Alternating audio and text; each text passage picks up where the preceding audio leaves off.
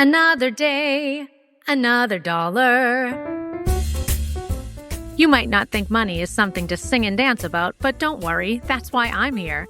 I'm Julie Beckham, the financial educator at Rockland Trust, and this is Behind the Curtain, Money Made Simple, the podcast that takes the mystery out of money and puts the spotlight on your financial life. If you've ever felt behind, confused, or just totally overwhelmed when it comes to your finances, you are not alone. In fact, you're part of a cast of thousands. So take your seat and silence your phones as we pull back the curtain on personal finance. Well, welcome everyone to Behind the Curtain, Money Made Simple. I am so excited to be here today with Paula Murphy, who's the Director of Portfolio Management at Rockland Trust Investment Management Group. Welcome, Paula. Thank you, Julie. I'm so excited to have you here because everyone, everywhere I go when I teach financial education is curious about investments. So I'm just going to start right away with your title, Director of Portfolio Management at IMG at Rockland Trust. What is IMG at Rockland Trust? Sure. So the investment management group, there are 100 of us now in the group. When I first started, there was 40 of us. So we have certainly grown. And what we do is we really provide investment services, financial planning, estate planning. We can also help our clients with insurance needs or business succession planning. So basically we are a wealth manager and try to be able to touch all aspects of our clients' financial needs. And my group are the portfolio managers. So we are the investment people. We are actually the group that's deciding what to buy and sell in the portfolio. So we're the specific investment piece of that whole group. Awesome. And we often hear words in finance, in the world of finance, that kind of feel like barriers and keep us from kind of investigating and feeling like we're good enough to even, pursue a portfolio manager. What is a portfolio? And do I have to have one? Do I have, you know what I mean? Like that would be something somebody would ask, like, do I have a portfolio? Do I need a portfolio? And what is a portfolio? Sure. So when we say portfolio on the investment side, we are really just talking about any type of asset you may own. So if somebody has a 401k or a 403b account with their employer, they have a portfolio. So it's just the accumulation of any securities you might own. They could be a mutual fund.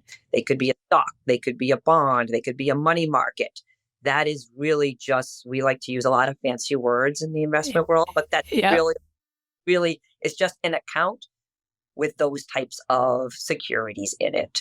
So, surprise to everyone listening, you probably have a portfolio and you don't even know it. So this is the surprise part of your day. Awesome. Great to know.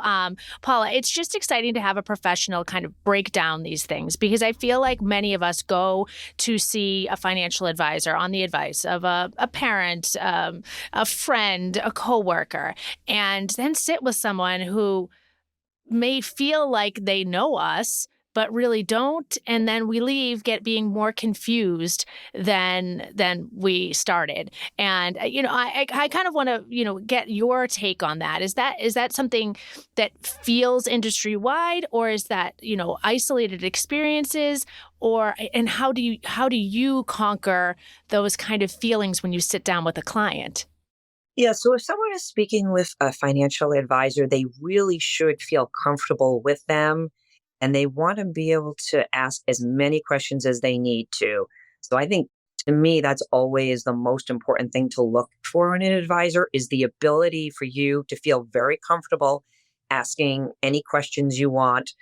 Because as an advisor, we know that you have another day job, and it is our day job to be able to explain these things to you and to break everything down and do that in a manner to which that you can understand. So absolutely. The first thing that I tell people when they're looking for an advisor is be able to be very comfortable communicating and asking questions and not feeling like, oh, that was a dumb question.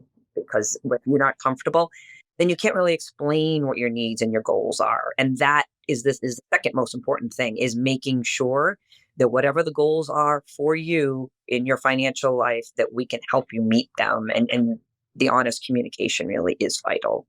It is. And you don't think that liking somebody or having, a rapport with someone would be like a qualifier for working with someone about your money, because you just think, oh, I just want the smartest person. I want the person with the most experience. And then you sacrifice that personal relationship, not kind of realizing that personal finance is personal and you have to like the person. Absolutely. And it's interesting that you use that word relationship, right? Because we know at Rockland Trust where each relationship matters is also our tagline, but I think it permeates in the investment management group the same as on the retail and the commercial sides of the bank, which are the better known pieces of the bank probably than the investment management group. I once spoke to an accountant and I thought, like, oh, an accountant, their job must be so boring. They're just working with numbers all the time. And he absolutely disputed that and said, no, I actually know the most about so many people. I know their most personal, like, fears and goals and mistakes. And, and he's like, it is personal. I get to help solve their problems. And as a financial advisor, it's similar, I can imagine. It's so true. We know our clients' kids and grandkids and where they go to school and what's going on in everybody's life and where's vacation been and that's important because again, if I can understand where does vacations where is that for a priority for you? Where is Mm-hmm. legacy for your children a priority for you? Is college education a priority? Once we know those, we can rank them and figure out how we go about meeting them, and knowing what's more important and less important is vital to having, I think, someone go away as a satisfied customer for us. What are the hardest things to communicate to your clients? Knowing this information, they're sharing things with you and, kind of getting financially vulnerable, right? About where they are, where they want to be, where they aren't. I think that's probably a vulnerability. Having goals and not having reached them yet, and sitting there with the papers in front of another human being and trying to figure this out. So, what's the hardest thing to communicate to your clients about their finances? What do they not want to hear? Yeah. So, most of our clients here, because they have chosen to have somebody to work with, so they've already kind of figured out that I really would like advice, and therefore I am open to the advice. We have and we're very fortunate that our client base is very open to advice. But I think you're right as far as if the we only have everybody only has a pool of money so big, right? And it's figuring out where it is I want to use that. So I think it goes kind of back to those setting the priorities and maybe being realistic. And maybe it is not that you can't meet those goals, but maybe you work another couple of years, or maybe there's some part-time work, or maybe we can spend a little bit less on X and spend more on Y. So it's working through those types of things with our client base. And then sometimes you even have the opposite, which is someone does have plenty of money, but they're concerned about running out of money. And so we need to say, you can take that vacation. You are fine taking that vacation and being comfortable once you're not earning money anymore, that you can go ahead and spend that money that you've worked so hard to earn. So we do see kind of both sides of that. Yeah. I mean, it's like a mix of advice and almost permission, because for so many people who work hard their entire lives and, they've done, they've gotten the advice and they've taken the advice, and now they're at this point where maybe no more money is coming in, but so there's this fear like it's going to run out, but sometimes it takes that extra third party to say like, no, it's okay. This is why you did this. Absolutely, because it's a very different frame of mind when someone is earning money, because well, I can just next month I can do that when I get my next paycheck. And then once somebody doesn't have that paycheck coming in anymore, it is definitely a shift. And we do try to help our clients through that shift. And like you said, give them that permission to go ahead and enjoy the money that they've worked so hard to earn. Now, how often, when you have a client, how often do you speak to them? Is it based on how often they want to talk, or what's the usual protocol? It is based on, we always tell our clients we can meet as frequently as you want. And particularly when somebody is new with us, we will probably meet on 3 or 4 times in that first year, as well as speak on the phone and maybe send some emails back and forth. There's a lot of interaction. After that, most of our clients, maybe once or twice a year, we do at a minimum though want to see them in person or even maybe virtual now that we've come to this technology at least once a year, just to make sure that there's nothing that we're missing and just to edify what exactly we want their goals to be and just to actually firm everything up. Now, how do you know if you're ready for this? Like you said, most clients come to you ready and open and willing because they've taken the first step to make this appointment and, kind of put all of their financial life on paper. But if you're not there yet, or maybe you're young, do you have any recommendations on how to start investing? Sure. So I think again, if there is an opportunity through your workplace, that is the first place I would start because generally speaking, I know we also have a group here that we are advising on 401k plans. And there is usually somebody on the advisor side who is willing to meet with the individual participants. So if you work at a company and that resource is there, I would fully take advantage of that because they can absolutely get you started. And even if it's just going through kind of what do these terms mean and where do I want to be, I think I would start there. If someone doesn't have the resources available through their company, we do see someone who's just starting out. Maybe you go in and there's something called index funds, which are let me just have a broad array of companies that mimic what's going on in the stock market. And maybe somebody can start with something like that with a little bit of their money is let's just try to go in a very general way, have some exposure to the stock market and use the index for the S&P 500, which is the largest 500 companies in the US market. So I think there are a number of ways to get started. I think even if somebody can do things like set a budget and start putting money aside, even in traditional bank accounts, then that gives them a pool of money to go ahead and make that next step and maybe do something a little bit outside of the average retail bank account. And some people feel like, like the thing is they have a little bit of saved up, they want to start investing. They're confused about, the compensation and how you pay your investor. And maybe they want to come into Rockland Trust or another investment firm and they're like, but I don't know what I'm paying for. How does this person get paid? Is it coming out of my investments? What is that structure like? Sure. So at Rockland Trust, we are a fiduciary. So we do not charge individual fees and commissions on anything that we do. What we charge is something that's known in the business as a market value fee. So basically, what that is a certain percent of the assets that are managed every month just comes out of that portfolio. But it doesn't matter how many times you buy or sell, how many transactions take place, if money comes in or out.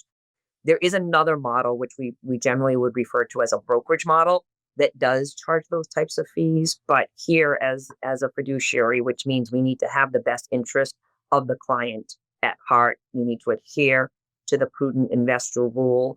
It's a percent of those assets, and it's on a tiered basis. So the idea here being, the more the account grows, that the fee stays the same as a percent, but everybody basically enjoys the growth of the account. So the fee would go up only when the account goes up. Right, right. Okay, which makes it accessible, an accessible option for an investor at any level to kind of get in there and start. And as you know, I go in and teach financial education from kindergartners to senior citizens, and teenagers are just really interested in investing. And they hear about like crypto and Bitcoin and all this stuff. What is this like for your field, and how do you feel when you're talking to clients about this form of investing? Sure. So we have clients that ask us all the time about Bitcoin, and Bitcoin is one type of cryptocurrency, but that is the most famous right now. The way we look at Bitcoin here really as more of a speculative investment with no intrinsic value or practical application yet. So and the idea when it was first created was that it would exist outside of central governments. And so it did it that one, did lead to some criminal activity. So I think if somebody chooses to invest in that, they need to know just it's a speculative investment without really any underlying value again right now. So in our portfolio, we do not use that. I think the second thing that maybe some people think is, well, it's a good hedge against the market, right? I have my stocks here and I have something that acts differently, that's uncorrelated, and we think of that as a hedge. But what's been happening is Bitcoin really moves in tandem with the market, so you don't get that hedge.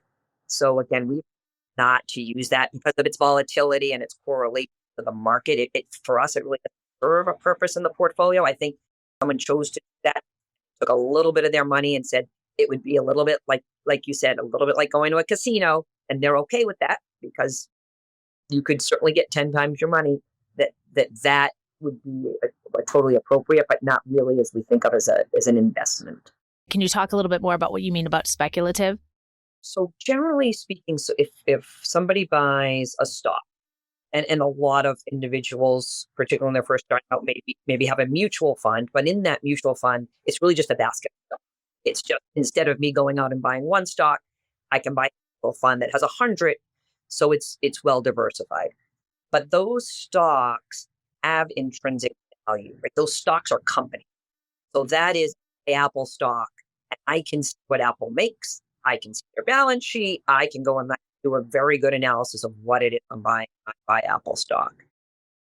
I can't do that with Bitcoin because even if I buy gold, maybe gold's a better comparison.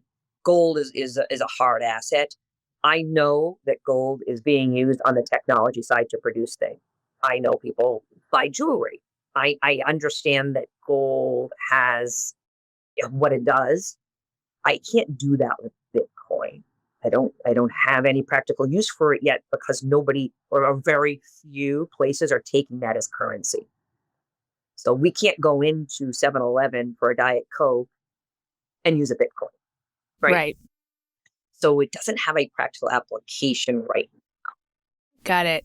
Okay. Thank you for explaining that. And then the other term I wanted you to explain as well is the way you used hedge, could you explain that term? Because we hear a lot about hedge. So you think of a hedge as when you're building a portfolio, you don't want everything in there to act the same. So we try to make our returns even out as much as we can. Now it's building a portfolio like we do is not going to be like a CD where the 4% just comes in on a very regular basis, but we try to smooth out those returns so that, for instance, the market in 2022 is down 18%. We would like our clients not to be down 18% in that 18% down market. So we'll build things into the portfolio to hedge against that, to say, what do I put in there that acts differently, as uncorrelated as possible to everything else in there.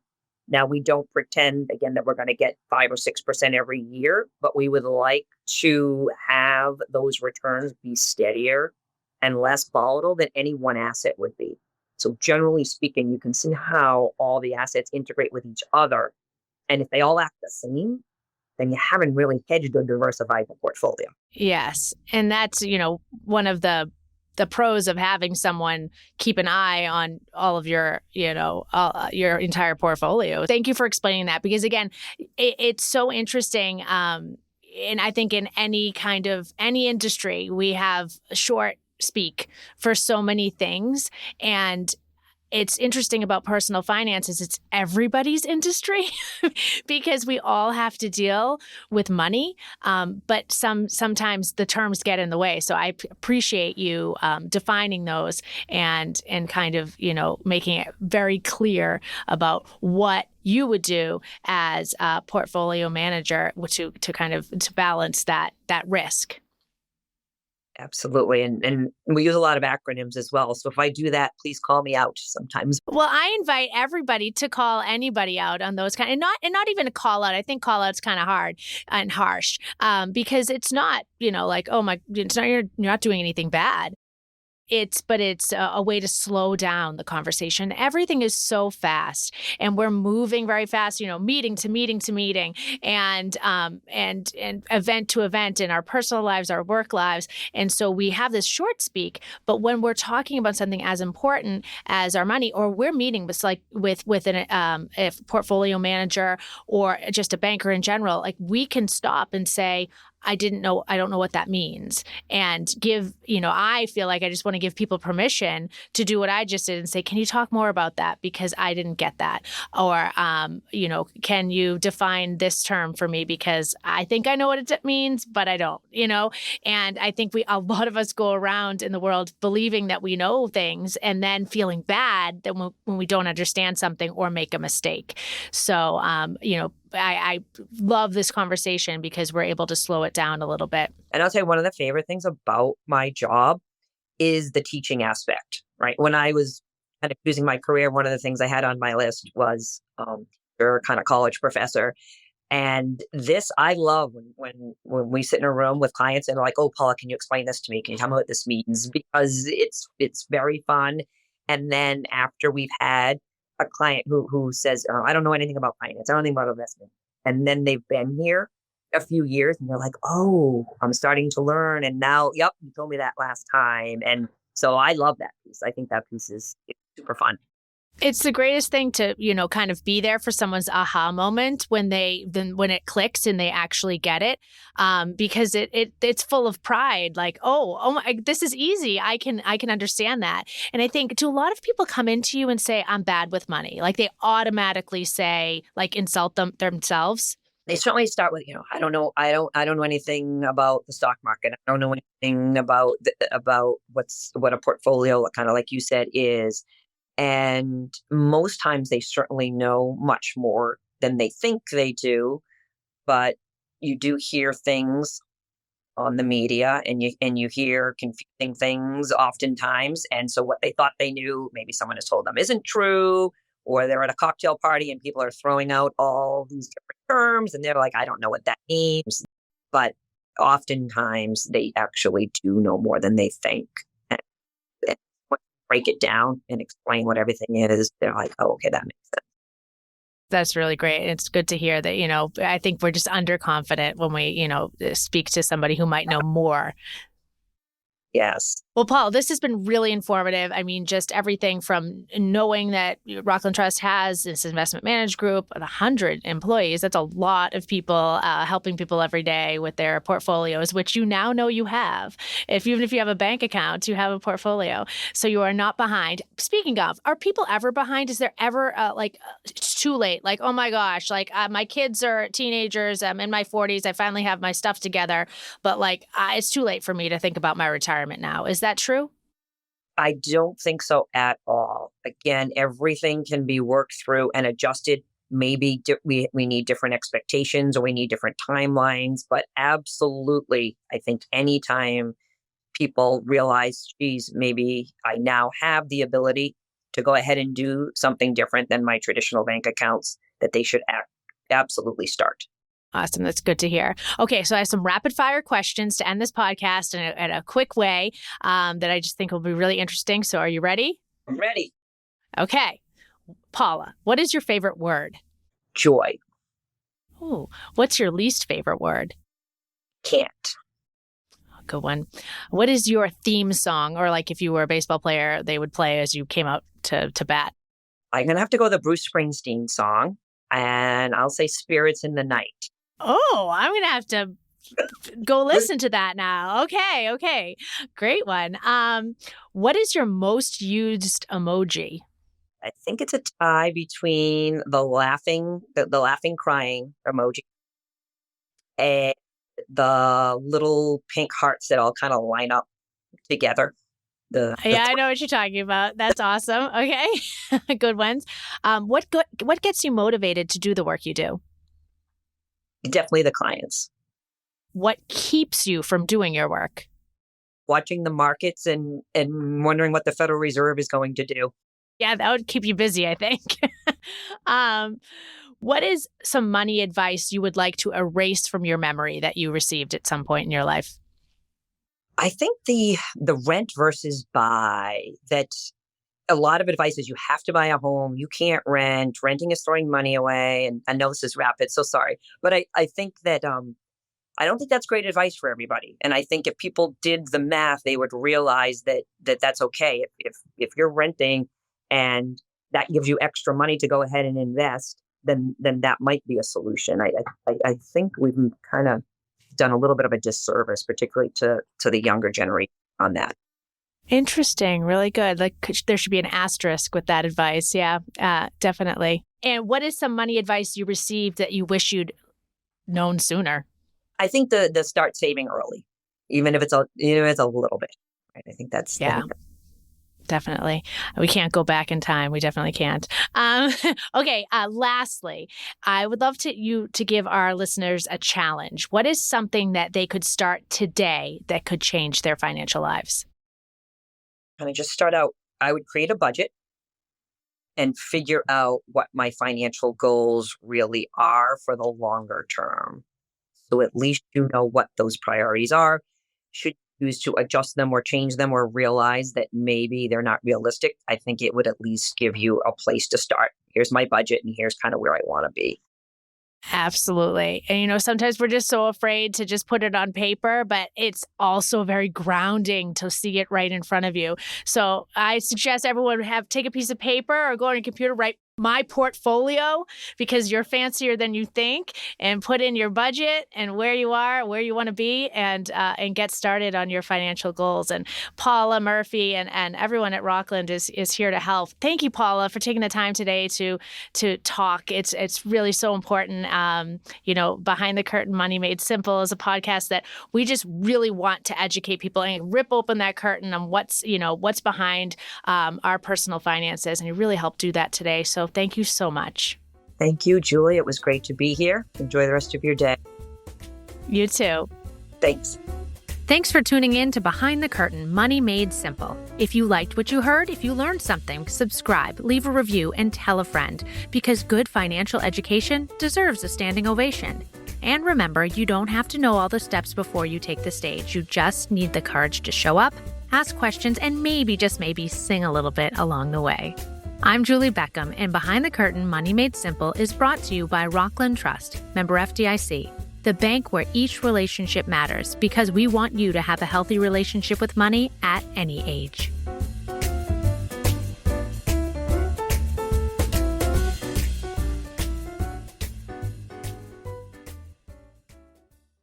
Rockland Trust Investment Management Group products are not insured by FDIC or any other government agency, not Rockland Trust guaranteed, not Rockland Trust deposits or obligations, and may lose value.